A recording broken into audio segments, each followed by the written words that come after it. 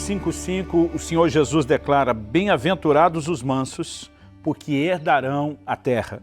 Seguindo o nosso ensino das bem-aventuranças e do Sermão do Monte, eu quero ter uma conversa a respeito da herança dos mansos. E nós vamos começar por uma lógica, o ensino de Jesus.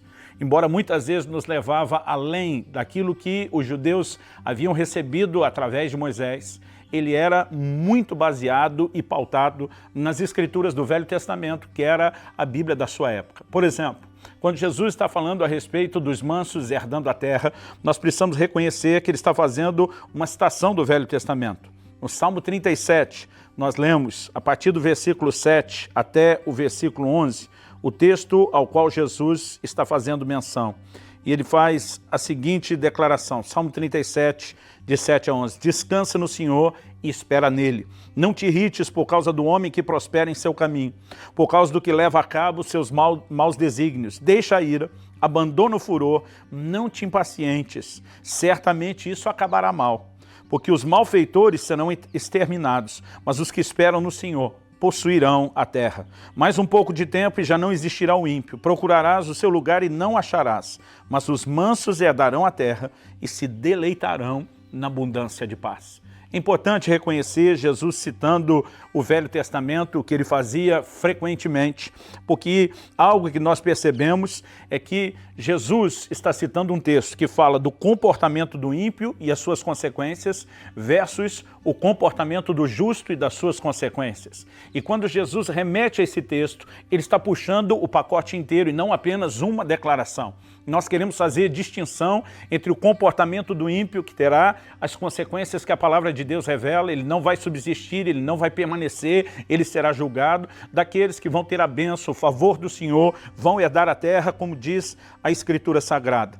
Quando nós olhamos para a própria tentação de Jesus no deserto, Jesus confronta Satanás, usando várias vezes a expressão está escrito, está escrito, está escrito. Nós percebemos o como o Senhor Jesus não apenas vivia alinhado com as Escrituras, mas ele deixou claro que cada um de nós precisamos ter exatamente o mesmo comportamento.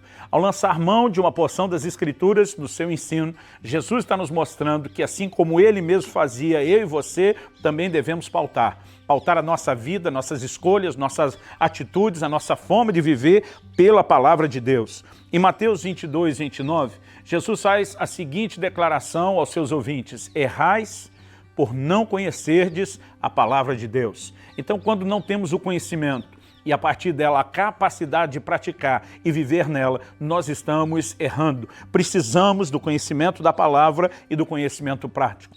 Em Lucas, no capítulo 24, no verso 27, quando Jesus está conversando com os discípulos, logo depois da sua ressurreição, com aqueles discípulos no caminho de Emaús, a Bíblia diz que ele provou pelas Escrituras, lançando mão do que diz Moisés, os profetas, os salmos, provou pelas Escrituras que convinha que o Cristo padecesse todas aquelas coisas. Então, percebemos mais uma vez o Senhor Jesus nos remetendo à palavra e alicerçando os fundamentos do seu ensino naquilo que as Escrituras dizem.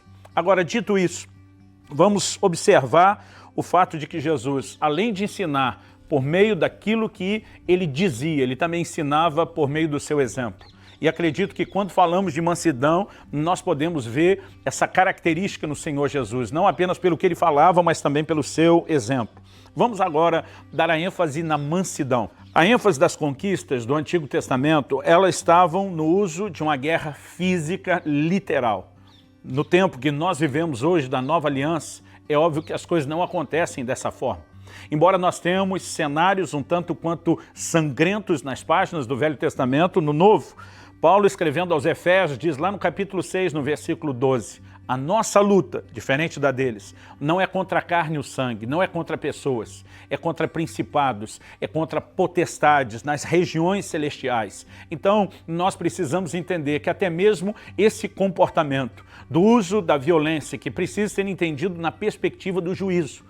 Uma vez uma pessoa se queixou e disse que Deus de amor é esse que mandava os israelitas matar os cananeus. Eu falei para essa pessoa, o Deus de amor precisa ser visto quando Deus fala com Abraão lá em Gênesis 15, que a sua descendência, Deus diz para Abraão, será peregrina em terra alheia, vão esperar mais de 400 anos, o Senhor diz, até que se encha a medida da ira dos cananeus. Deus está dizendo, eu não posso entregar a terra ainda para a sua descendência, porque a medida de ira dos cananeus não se encheu. O Senhor diz, eles têm, além de todo o tempo que eu já estou esperando, mais 400 anos, pelo menos, de longanimidade e paciência da minha parte. Agora, o Deus que conhece o futuro e a decisão de cada pessoa, ele adianta para Abraão e diz, como eles não vão se arrepender, mesmo depois de todo esse tempo de misericórdia, então eu vou julgá-los. E quando eu trouxer a nação de Israel de volta a essa terra, eu não apenas vou dar a terra a eles, mas eu vou usá-los como um instrumento de juízo para aqueles que não quiseram se arrepender. Fato é que a Bíblia fala do amor e da misericórdia de Deus,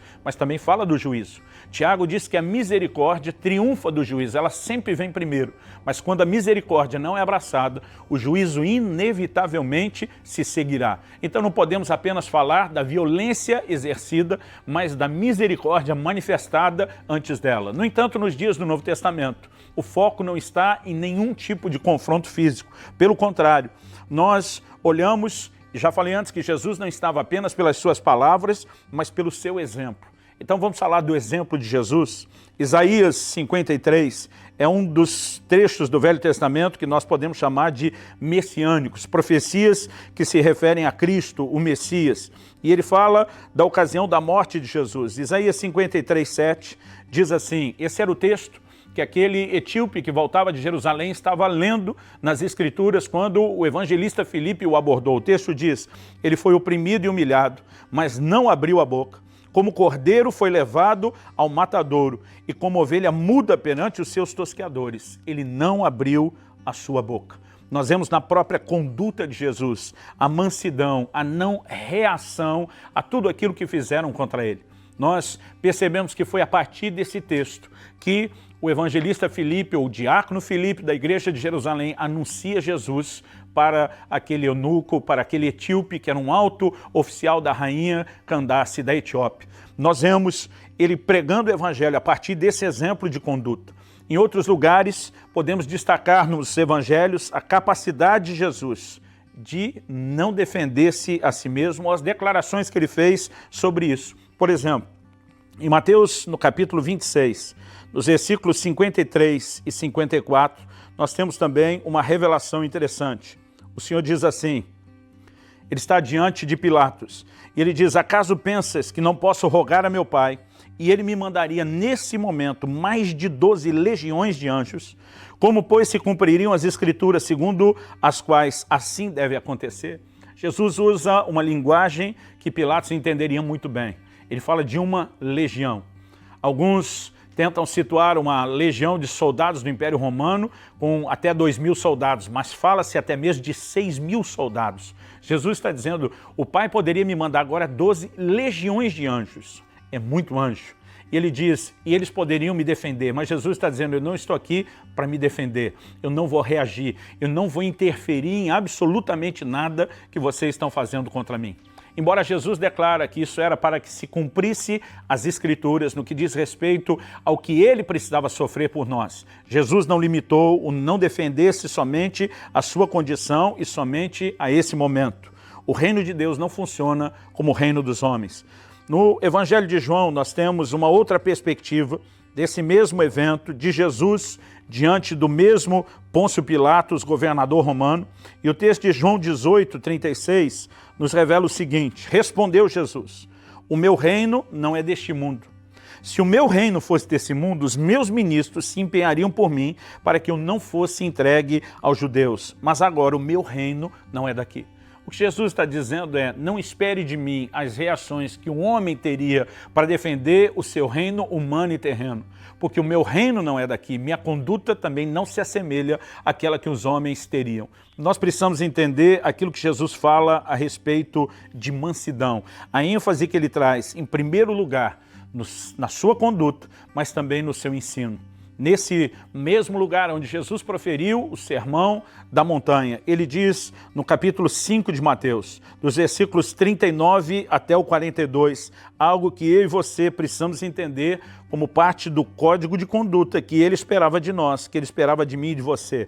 Jesus ele cita o que foi dito aos antigos na lei de Moisés. No verso 38 ele diz, ouviste o que foi dito, olho por olho, dente por dente. No 39 ele diz, eu porém vos digo, não resistais ao perverso, mas a qualquer que te ferir na face direita, volta-lhe também a outra. E ao que quer demandar contigo e tirar-te a túnica, deixa-lhe também a capa. Se alguém te obrigar a andar 1 milha, vai com ele 2. Dá quem te pede, e não voltes as costas ao que deseja que te emprestes. A declaração de Jesus de não resistir ao perverso é muito clara para mim. O Senhor Jesus deu ênfase na mansidão e nós devemos entender o que é que Deus espera de nós. Eu quero concluir com essa ideia. Em primeiro lugar, eu e você precisamos entender que a mansidão não é apenas uma atitude que eu e você precisamos ter no aspecto relacional. É lógico que ela também vai se manifestar nesse sentido.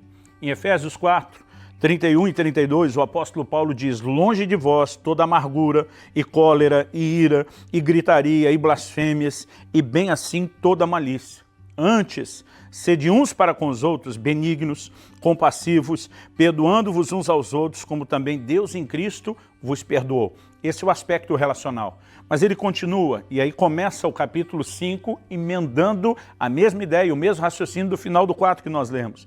Ele começa dizendo, Efésios 5:1, é a continuação do texto que lemos. Sede, pois, imitadores de Deus como filhos amados, e andar em amor como também Cristo nos amou, e se entregou a si mesmo por nós, como oferta e sacrifício a Deus em aroma suave.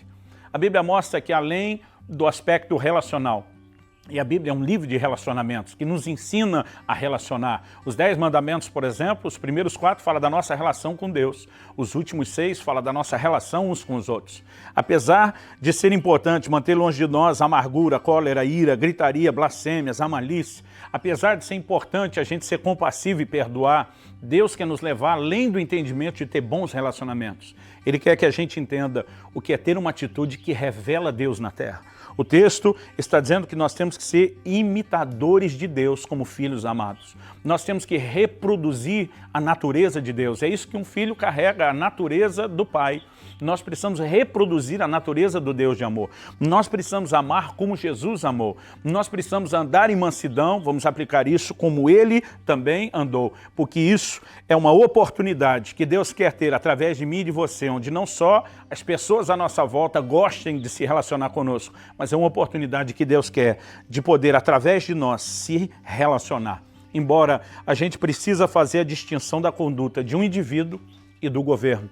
O que nós, como indivíduo, precisamos é andar em mansidão e não resistir ao perverso. Por outro lado, a Bíblia diz que não é em vão que o governo, que a autoridade traz a espada. Nós não estamos dizendo que não deve haver policiamento, eu não estou dizendo que não deve haver justiça, mas nós precisamos entender o que é individual e fazer a distinção daquilo que é coletivo. A palavra de Deus não impede o uso de força, por exemplo, por parte de uma autoridade, e nós poderíamos aplicar isso aos policiais. Quando a Bíblia diz não é em vão que a autoridade traz a espada não é decorativa. Ela é um uso de força que, se necessário, terá que ser aplicado. Na verdade, quando a gente separa essas coisas, nós conseguimos entender não só o que Deus pensa sobre a nossa conduta como indivíduos, mas também conseguimos entender um pouco melhor aquilo que Deus espera de nós quando fala do aspecto da justiça. Uma boa forma de fazer essa distinção no Velho Testamento é observar que no aspecto individual o Senhor dizia, não matarás. No aspecto coletivo, para preservar a ordem, estabelecer a justiça, o Senhor dizia, qualquer que matar será morto. Então, na hora de executar o homicida, alguém precisava matar. Mas o que nós temos em questão já não era mais o comportamento individual, era o estabelecimento da ordem dentro da sociedade.